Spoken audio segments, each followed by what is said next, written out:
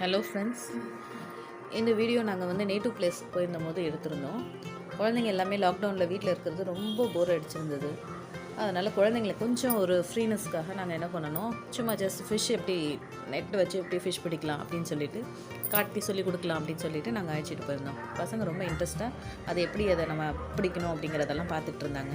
ஆனால் வந்து அந்த டைமில் எங்களுக்கு வந்து ஒரு ஃபிஷ் கூட மாட்டலை.